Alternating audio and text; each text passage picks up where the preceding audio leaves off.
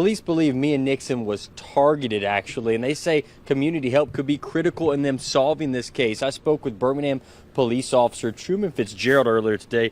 He says detectives have looked into every single lead they could really concerning this case, and that a tip from the community could be critical in really cracking it wide open. Now, Officer Fitzgerald says Nickson was beloved, talented, and really excelling in the hair and nail field. He says Birmingham police won't stop searching for the person responsible for her death, and stresses no matter the information, you need to come forward if you know something.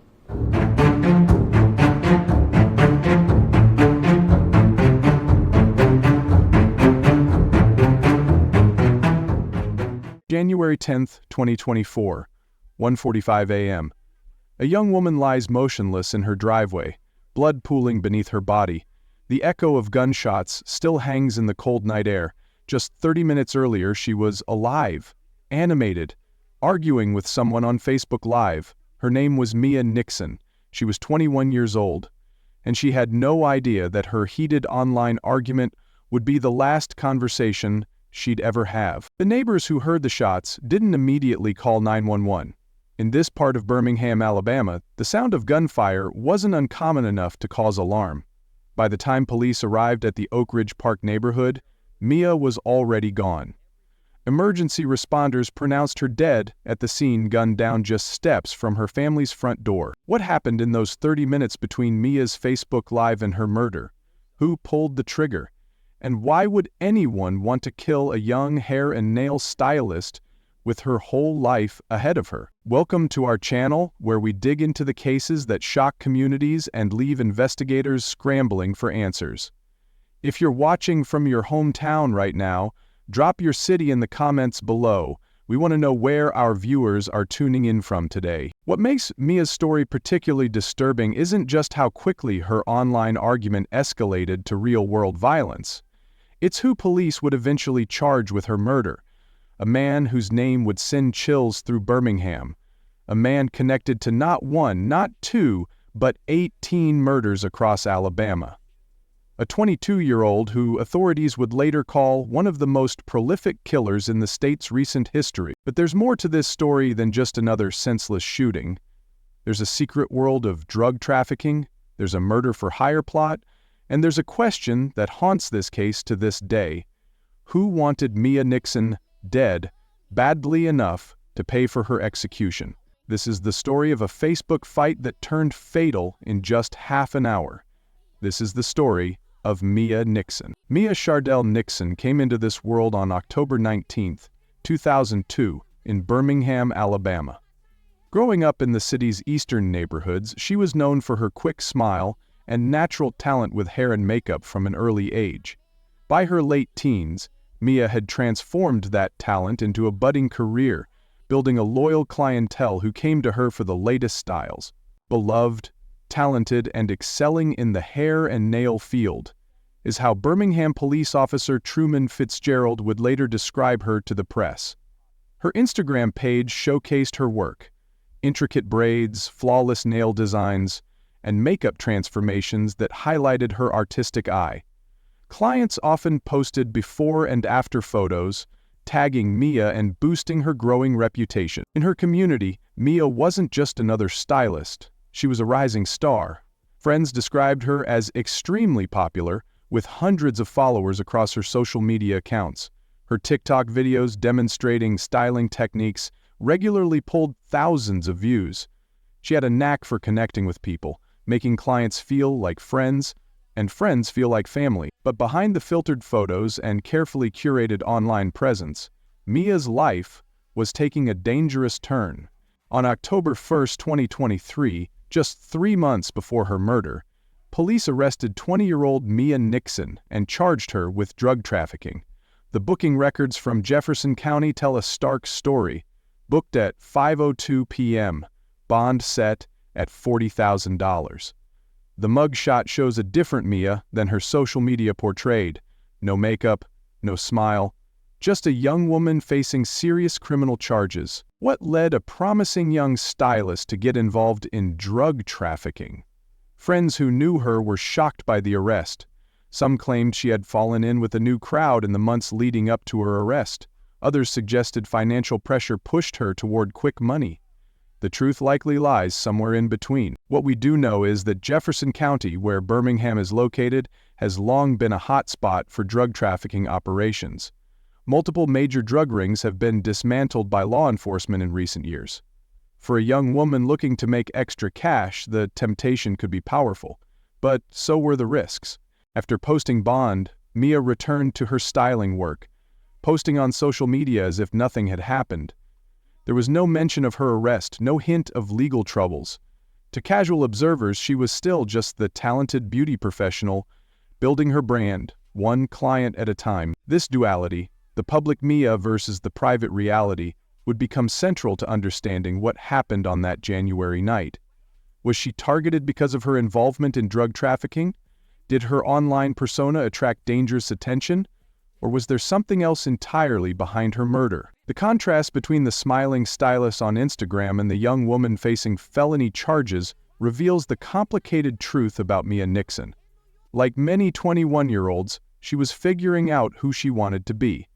Unlike most, she wouldn't live long enough to find the answer. January 9, 2024, began like any other Tuesday for Mia Nickson.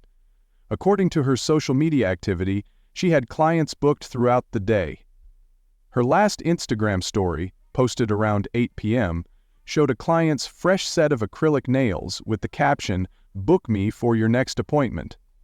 Nothing in her public posts suggested trouble was brewing. But as night fell over Birmingham, something changed. Around 1:15 a.m. on January 10th, Mia went live on Facebook. Those who caught the stream described it as heated from the start.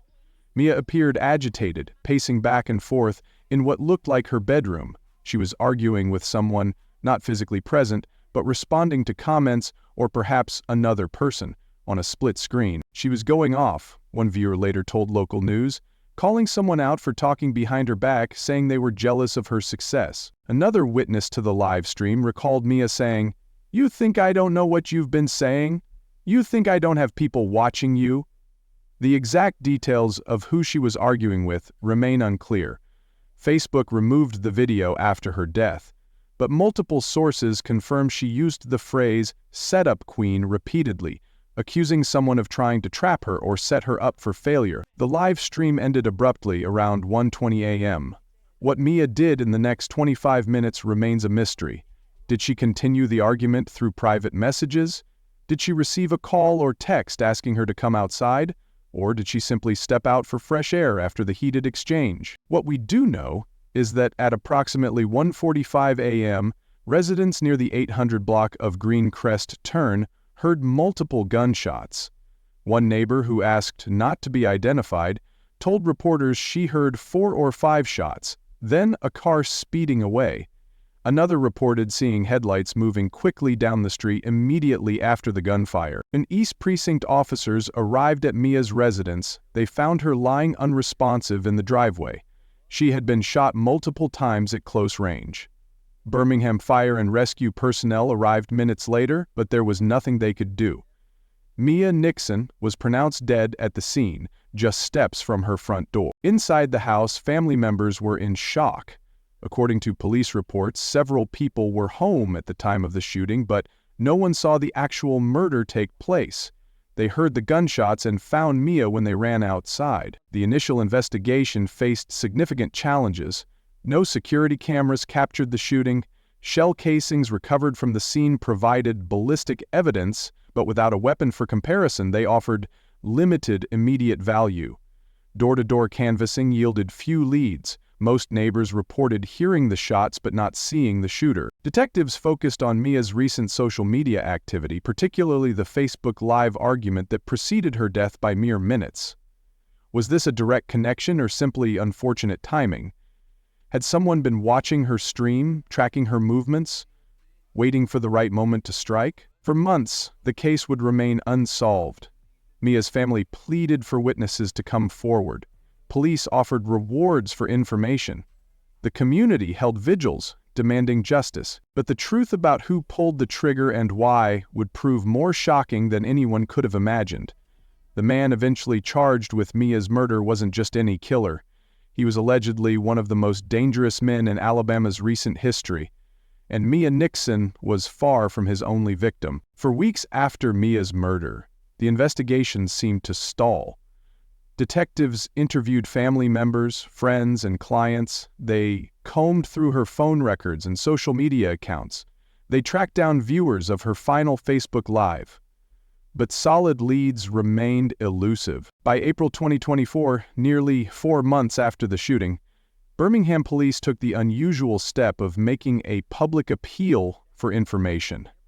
At a press conference on April 12th, Officer Truman Fitzgerald stood before cameras, a photo of Mia displayed beside him. "We know the streets are talking," Fitzgerald stated firmly. "We know Mia was extremely popular, but our detectives need that information, so anything you have, please call that into Crime Stoppers." We know the streets are talking. We know Mia was extremely popular, but our detectives need that information.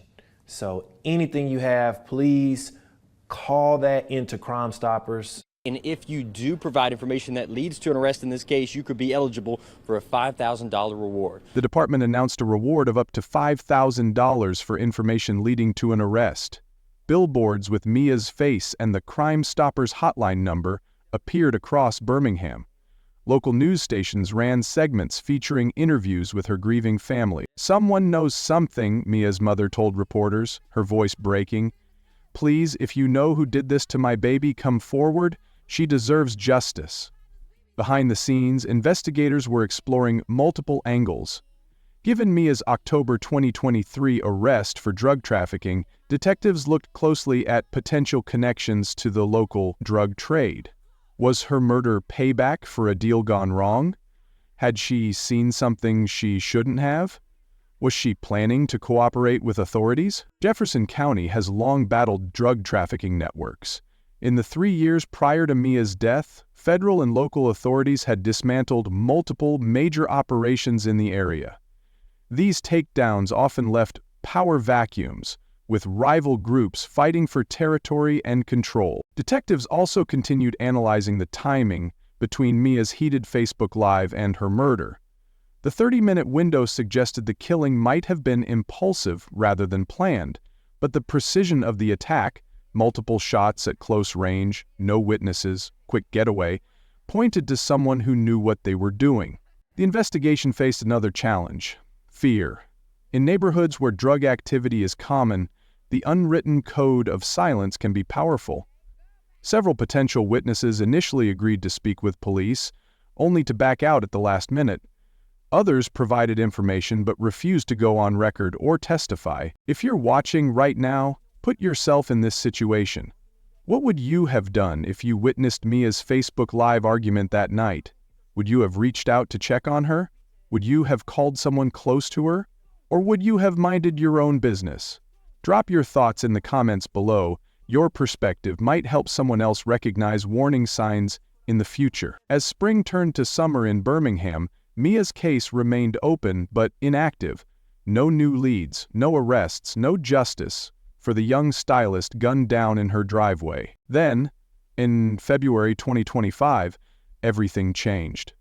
A name emerged that would shock the entire community: Damian McDaniel. And the truth about Mia's murder would prove far more complex and horrifying than anyone imagined. February 24, 2025. After more than a year of dead ends and false leads, the Birmingham Police Department called a press conference. The room buzzed with anticipation as Chief of Police stepped to the podium, flanked by detectives and FBI agents. "Today, we're announcing a major development in the murder of Mia Nickson," he began. "Birmingham police detectives have obtained a warrant for intentional murder against 22-year-old Damian LaRon McDaniel of Fairfield." The announcement should have brought relief. Instead, it sent shockwaves through the community. Why? Because by February 2025, Damian McDaniel was already a household name in Alabama for all the wrong reasons. McDaniel wasn't just any murder suspect. He was already in custody with the Alabama Department of Corrections, charged with multiple homicides. As reporters fired questions, the true scope of McDaniel's alleged crimes came into focus. This wasn't just about Mia Nickson anymore. This was about one of the deadliest killing sprees in Alabama's modern history. According to authorities, McDaniel's path of destruction began months before Mia's murder. In July 2023, Birmingham firefighter Jordan Melton was shot while on duty at Fire Station 9 in the Norwood neighborhood. He died from his injuries 5 days later. Another firefighter, Jamal Jones, was also shot but survived.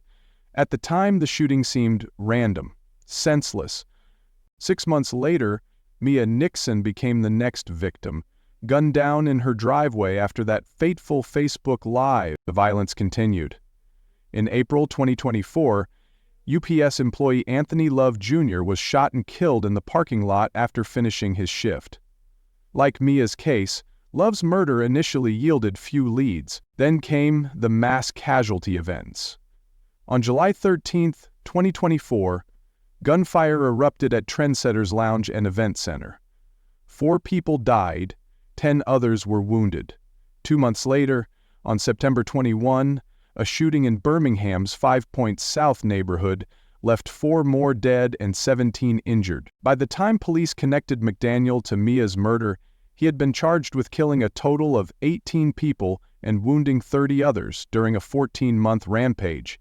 If convicted, he would rank among the most prolific killers in the state's history. But the most stunning revelation about Mia's case was yet to come. The new murder charges related to the deaths of Nickson and Love are murder-for-hire cases, the police chief announced, his voice grave. Murder for hire.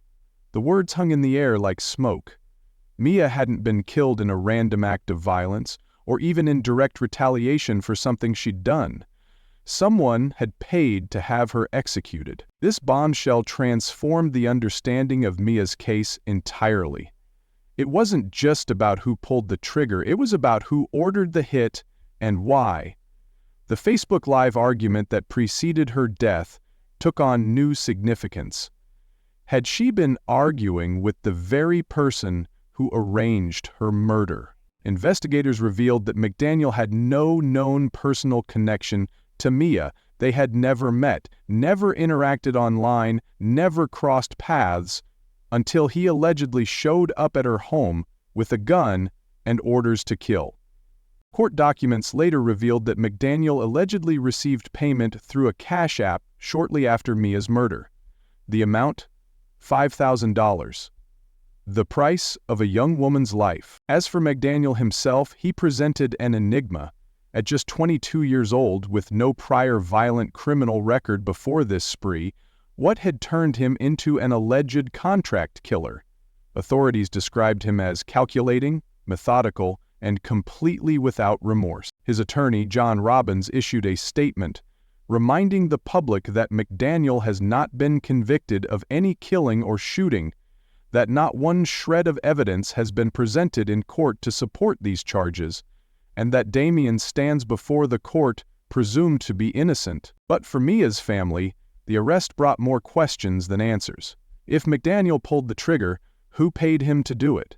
And how was that person connected to Mia's heated Facebook Live just 30 minutes before her death? The investigation was far from over.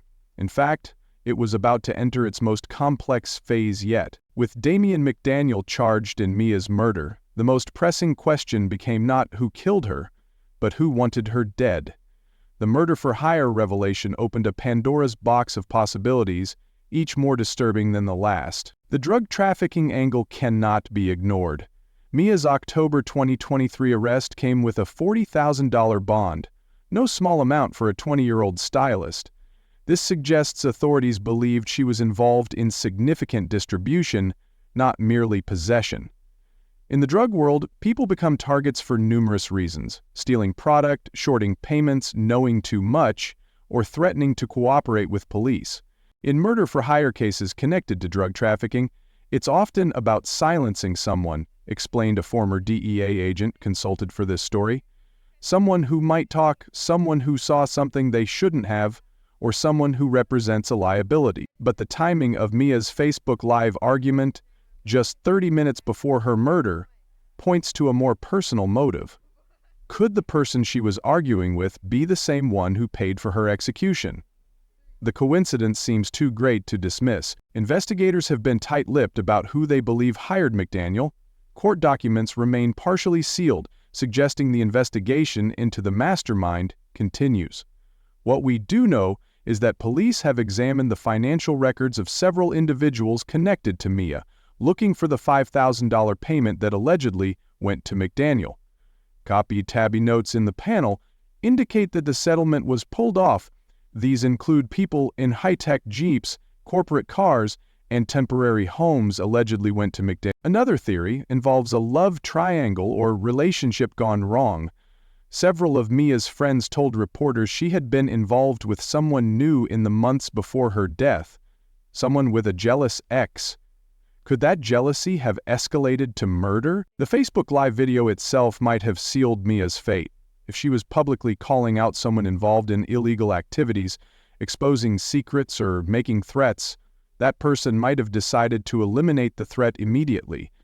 The 30-minute window between the stream and the shooting suggests a frantic call to McDaniel, who lived just minutes away in Fairfield. As of August 2025, McDaniel remains in custody awaiting trial. His case has been complicated by the sheer number of charges against him: 18 murders and 30 attempted murders across multiple incidents. Prosecutors have not yet announced whether they'll seek the death penalty. A second suspect, Charles Nance, has been charged as McDaniel's co-defendant in the Anthony Love murder case, but not in Mia's case. This suggests McDaniel may have worked with different accomplices for different hits, or sometimes worked alone. For Birmingham residents, the McDaniel case has been traumatic. The city has struggled with violent crime for years, but the idea of a 22-year-old contract killer responsible for 18 deaths in 14 months shattered any sense of security. What's happened over the last year and a half has been horrific, with one person causing so much pain in our community and taking away loved ones, Mayor Randall Woodfin said in February 2025. For those who knew and loved Mia, the pain is compounded by unanswered questions, not just who hired McDaniel, but why. What could a 21-year-old stylist have done to make someone want her dead badly enough to pay for it? Mia Nickson should be 23 years old today. She should be building her styling business, creating new looks, living her life. Instead, her story has become a cautionary tale about how quickly life can change, from a heated Facebook Live to a murder scene in just 30 minutes. Her case forces us to confront uncomfortable truths: how online conflicts can spill into real-world violence, how drug trafficking pulls young people into dangerous worlds they can't easily escape, how someone's public image can mask a complicated reality. We may never know exactly who paid Damian McDaniel to end Mia's life that January night. The person who orchestrated her murder might still be walking free in Birmingham, watching as McDaniel faces the consequences alone. For communities plagued by violence, Mia's story highlights the importance of breaking the code of silence. Someone knows who hired McDaniel. Someone has that missing piece. Justice for Mia depends on that information coming to light. If you've found value in this story, hit that subscribe button and join our true crime family. We bring you cases that mainstream media often overlooks, with all the details you won't hear elsewhere. Drop your theories in the comments below. Who do you think hired McDaniel to kill Mia? Was it someone connected to her drug trafficking case, or the person she argued with on Facebook Live? Stay safe out there. Sometimes the most dangerous people are hiding in plain sight.